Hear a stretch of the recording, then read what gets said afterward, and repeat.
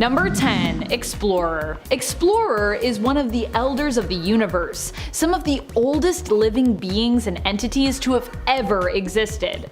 Among them are some names that you may recognize, although you may have not known them to be elders of the universe, such as the Collector and Grandmaster. Explorer is believed to be one of the oldest beings belonging to the elders, and considers the other members of the team to be like his siblings. He is probably one of the most lesser known of the elders of the universe despite his immortality, and also one of the most mysterious. If he has a power set, we don't really know what it is, but like the other elders, as time goes on, the longer you survive, it seems the more powerful you become, whether or not you have superpowers. Wisdom and time strengthen you.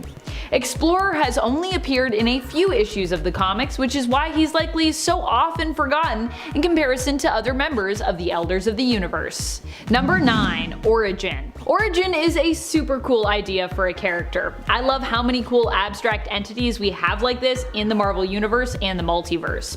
Origin represents all the origins we have within the Marvel Universe of 616, seen as a being therefore of fate. Origin is believed to have been the one responsible for summoning the forces and events needed to come together in order to have granted and ordained mutants abilities from the moment of their conception and growth in the womb, created groups like Fantastic Four, and brought Thor and the Asgardians to Earth. Basically, if something in 616 has an origin, Origin probably played a role in that.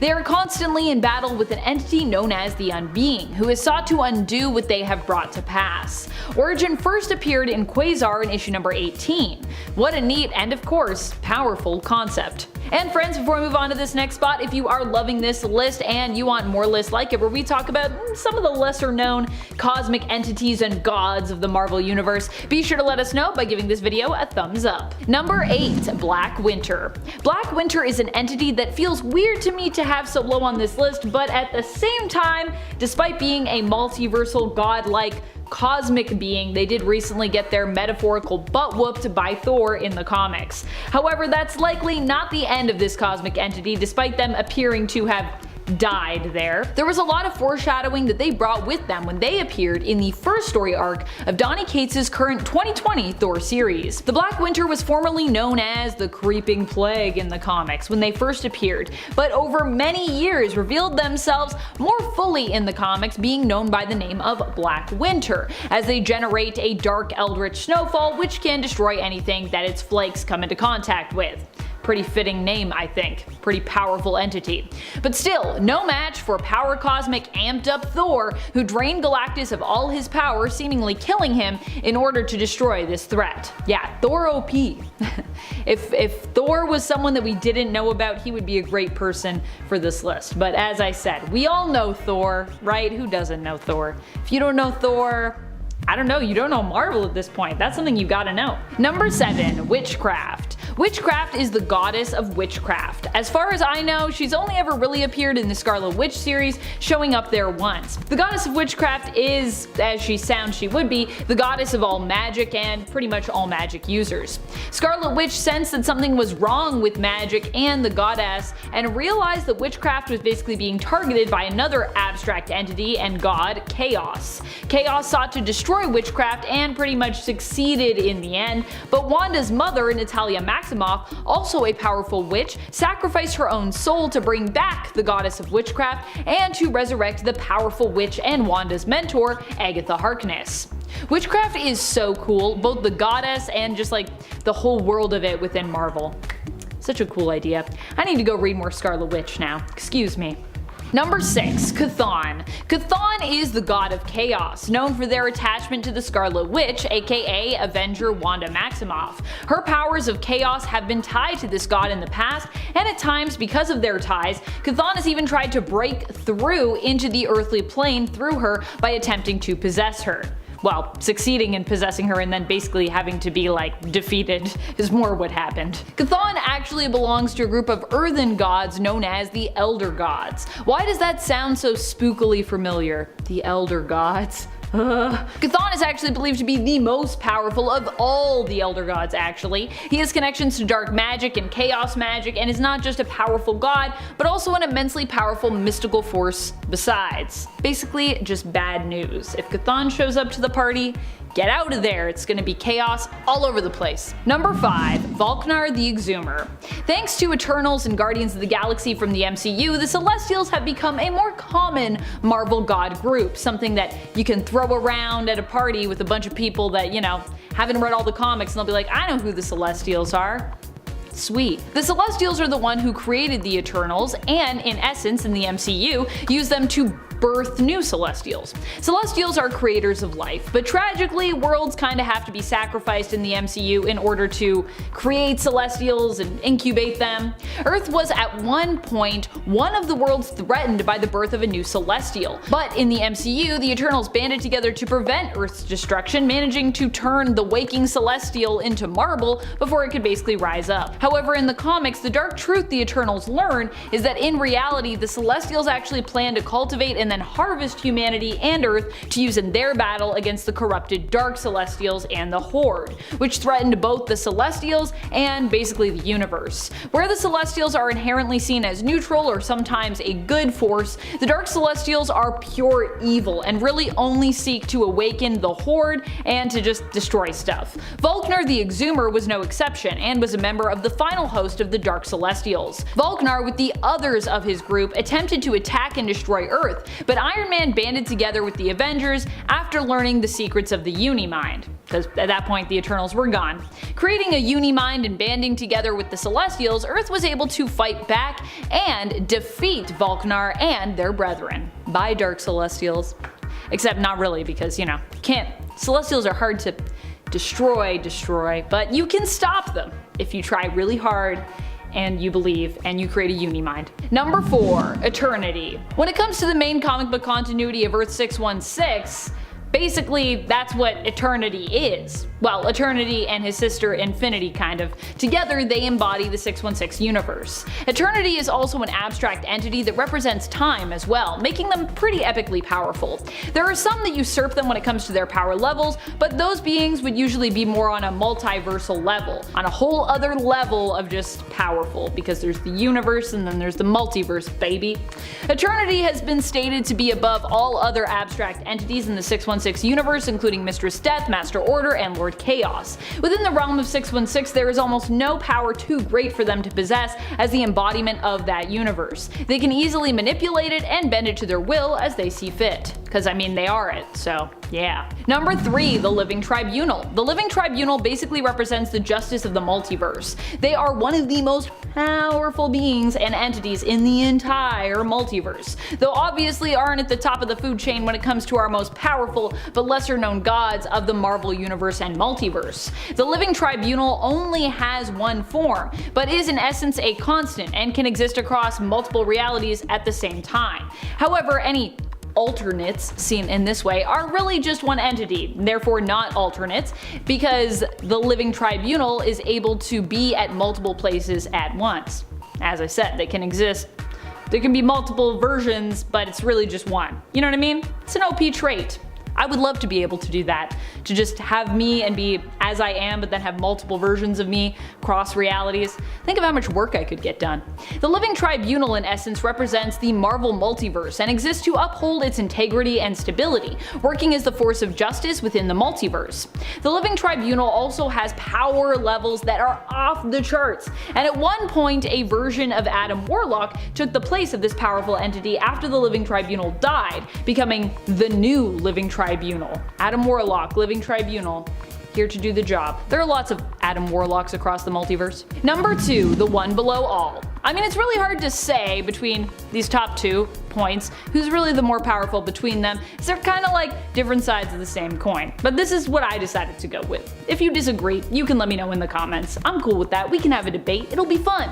I'm definitely giving away my number 1 spot, by the way, if you are deep in the god mythos of Marvel. But if you are, good for you. And also, thanks for still watching this video just to see what little old me thinks about these gods and their rankings. I think you're neat. The One Below All is basically the real Satan or devil of the Marvel Universe. I know that Mephisto, Azazel, and Damon Hellstrom's father have all kind of claimed to be like the one and only devil, but really that title most truly belongs to the one below all. They are the dark side of the multiverse's creator, and as such are also an all-powerful, omnipotent, omniscient, multiversal entity and being. Although where the other half is more broad when it comes to, their focus, the one below all is pretty niche. They basically rule over gamma mutates, being the source of mutagenic gamma energy, which is still super cool. It's just that's kind of more their focus. They can possess and overtake gamma-powered or mutated individuals and bend them to their will, making them not just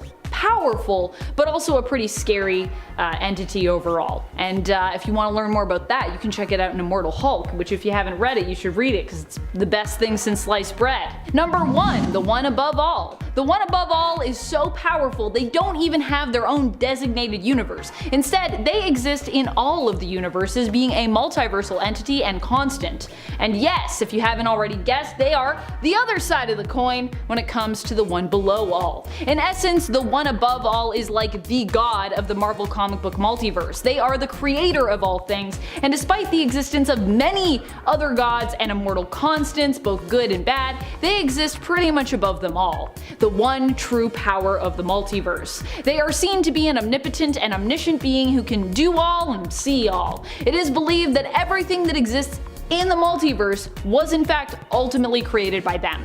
Out of respect for the two major creative forces that started it all, the one above all has at times appeared to resemble both Jack Kirby and Stan Lee, often considered Marvel's founding fathers, which I think is also super sweet and appropriate. Who would the one below all though be? Who's like the Satan of Marvel? Number 10, Tiamat. While there is a character named Tiamat in the Prime Earth continuity who is quite different, the version of Tiamat we're discussing here once claimed to have been worshipped as a goddess, and was an enemy to Aquaman, likely belonging to the Anunkai, gods and goddesses who were worshipped in ancient Mesopotamia and who were the children of the sky god Anu. Tiamat battled Aquaman in his 90s series a few times and also appeared in War of the Gods, where she did battle against Aquaman again, representing the Babylonian hierarchy of gods and goddesses. Number 9, Harmonia. Harmonia is known as the goddess of harmony and concord. Being that we have the Greek pantheon in the DC universe, those well versed in Greek mythology probably won't be too surprised to see that she too exists among the gods and goddesses there. But those who are less familiar with, the whole of Greek mythology probably didn't even know about her at all. Harmonia would also definitely be lesser known among DC fans as she only appears a few times in the comics. Still, she has been around since the 80s and is known for being the daughter of Ares and Aphrodite over at DC, which also aligns with one of her prominent origins from Greek mythology, where she's the daughter of Ares and Aphrodite. According to Greek mythology, Harmonia was the keeper of a cursed necklace, which was passed down through generations, and either was unlucky or was cursed because it held within it her power. And I imagine that it's like, if you get the necklace, then it's like you now have her power, but you're not supposed to. It's kind of weird though, because you'd think like harmony wouldn't be a bad power to have.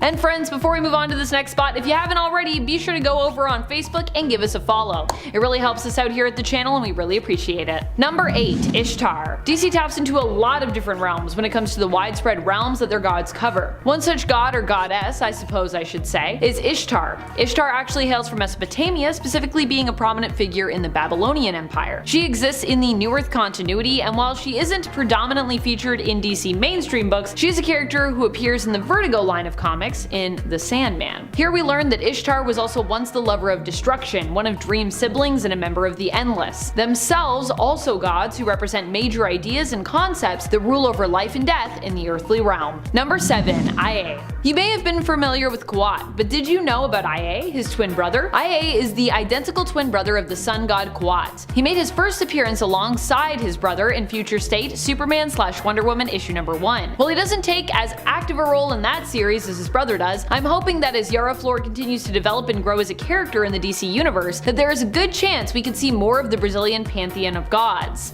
IA included. Yara Flor taking up the mantle of Wonder Woman and her existence as a hero was what helped to bring back the belief in the gods of Brazil, and it would be cool to see more of the moon and sun god brotherly duo as well as all the other gods. We don't get to learn too much of what IA is capable of, as we only see him briefly in future states, but gods who represent the moon, such as the Greek Artemis or her Roman counterpart Diana, are generally known for being powerful, full of wisdom, and sometimes a little bit of mystery. They also tend to be twin siblings of the god that represents the sun, which obviously is quite fitting here.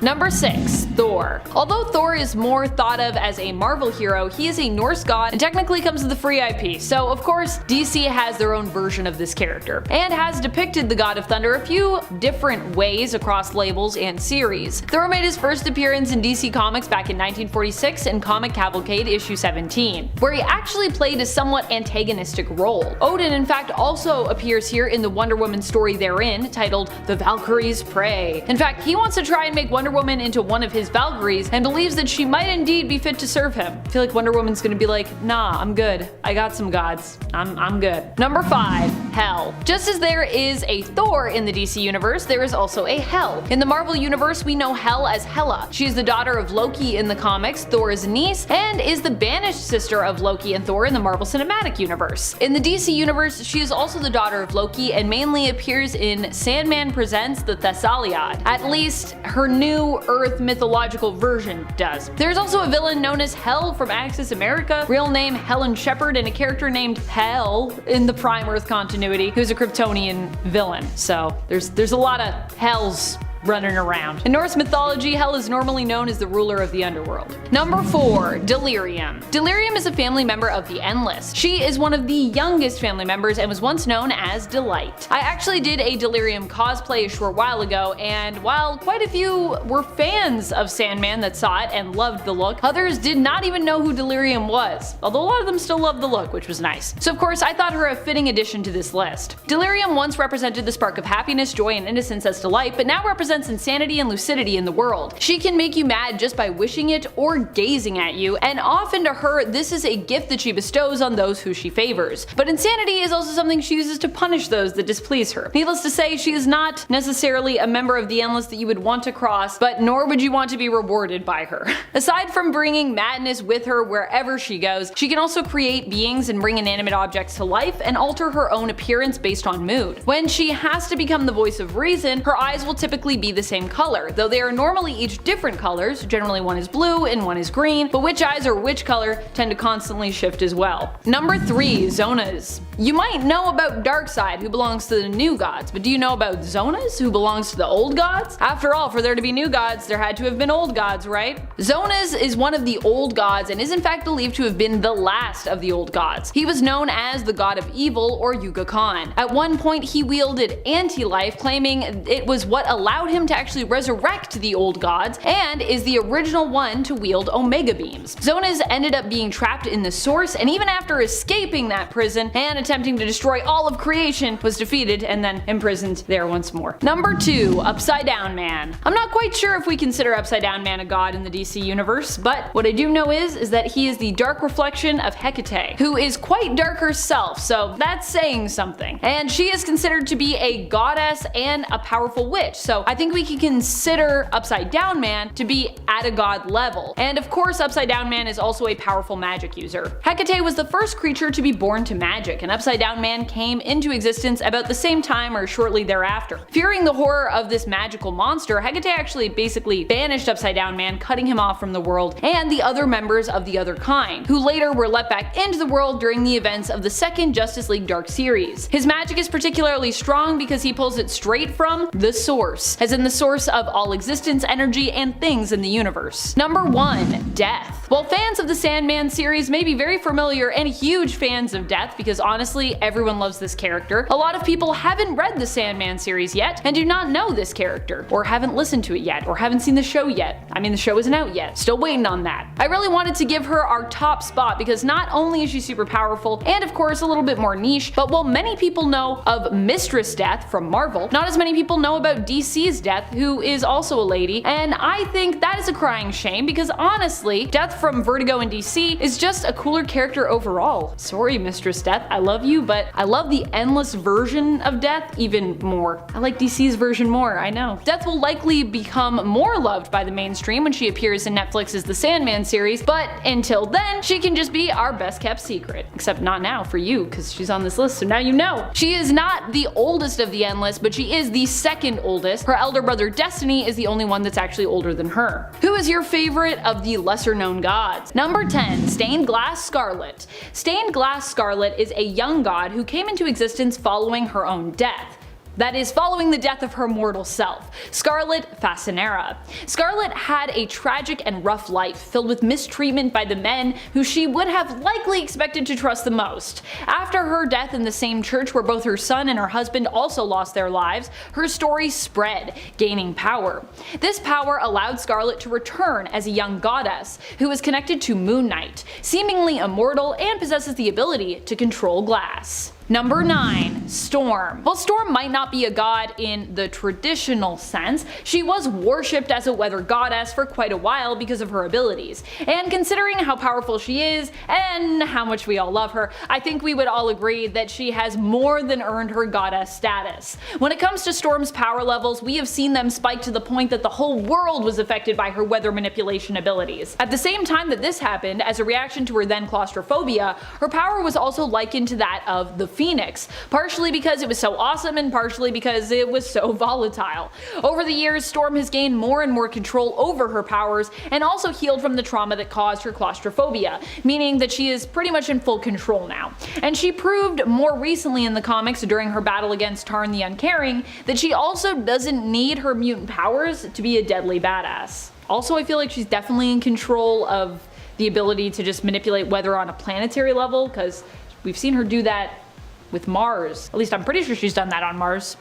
So yeah, there's also that. And friends, if you are loving this list and you would love to see some more lists where we get to pump up some of the most powerful ladies in Marvel Comics or DC Comics or indie comics or all of the above, be sure to let us know by giving this video a thumbs up. Number 8. Hera. Hera is a member of the Pantheon of Olympus. She is a Greek goddess who traditionally is associated in Greek mythology and belief with motherhood, family, childbirth, and marriage. In Marvel, she is likewise the wife of Zeus, but more recently in the comics, her and the other Olympians took a turn to become powerful villains. They were killed by the vengeful goddess Nyx and later returned as tyrannical and greedy gods who raised planets with a vengeance. In the end, they were defeated by the Guardians of the Galaxy, lost as Star-Lord was lost on the other side of reality. Eventually though, Star-Lord learned the Dark Olympians had escaped due to him using his elemental gun, where their power had been trapped and stored. They returned with him back to Earth and were more permanently defeated,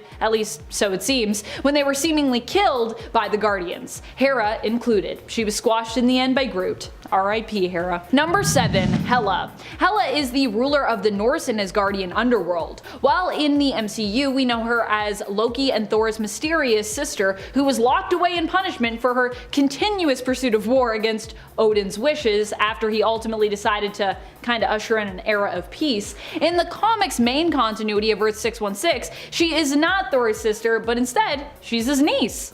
That's right, the Hela of Earth 616 is believed to be one of Loki's children, his daughter. She ended up becoming the ruler of the underworld as was decreed by Odin. Though just because she isn't a shunned sister who seeks revenge on Asgard doesn't mean that she isn't a villain, and doesn't mean that she doesn't sometimes try to seek revenge on Asgard. Even on Earth 616, Hela is known for her generally villainous intentions, and there was even a prophecy when she was born warning that she would be a great danger to the other gods and goddesses of Asgard. Number 6. Enchantress. Amora the Enchantress is one of the most powerful magic users in the Marvel Universe, and also happens to be a goddess within the realm of Asgard. She has been known by many names other than Amora, including Idun and Idunna, but what she has symbolized has always remained the same. Enchantress is meant to be the symbol of the perfect female form, known for her beauty and charm, which allows her to bend others, especially men, to to her will. It is because of her beauty that Enchantress was deemed the only one to pick the golden apples from Yggdrasil.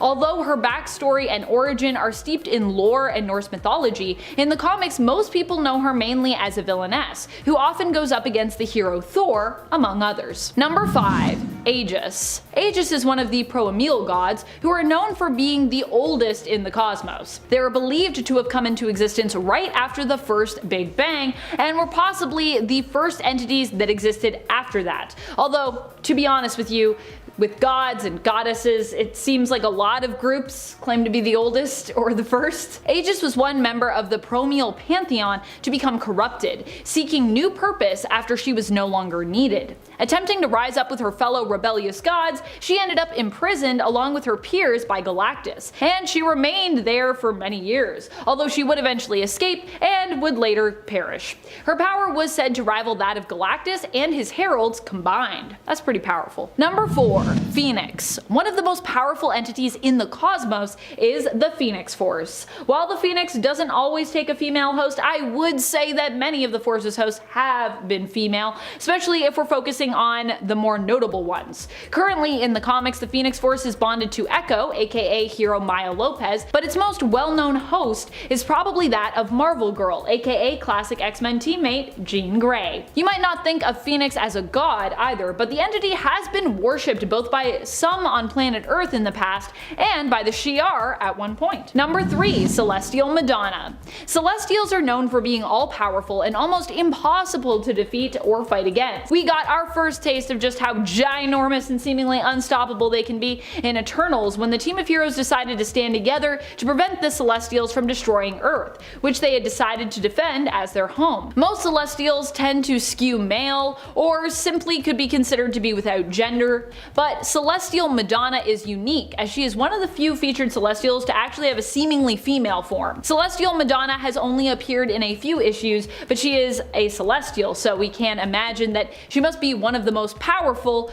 probably female, gods or goddesses around in the Marvel Universe. Because Celestials. Number 2. Gaia. Gaia is literally known as Mother Earth in the Marvel Universe. She made her first appearance back in the 1970s in the 1974 series of Doctor Strange, in issue number 6. Back then she was introduced as Mother Nature, but would later become known as Gaia. Gaia is believed to be one of the oldest goddesses on the planet Earth and is related to the god of chaos, CHTHON, who is also known for his ties to Avenger Scarlet Witch in the comics. Gaia belongs to the family of elder gods, and like many on this list, is going to be kinda hard to rank because she's pretty much maxed in almost all stats, considering that she is an extremely ancient being and entity. Basically, I feel like with this list, it's really hard to put them in any order because you're like, I mean, they're all pretty powerful. So yeah, you can let me know if you have a different order for the ones that I have here based on what you've read in the comics about them. Number 1. Death. Death is an entity we are familiar with in a few different forms, but for this point I'm going to be focusing on the version that Thanos is typically seen pining after, which is honestly typically the version we associate with Death when we're talking about her in the Marvel Universe. Sometimes referred to as Mistress Death, she made her first appearance in Marvel Mystery Comics issue number 21 back in the 1940s. So not only is she old and ancient in the world of the Marvel Universe, but also within Marvel Comics history as well.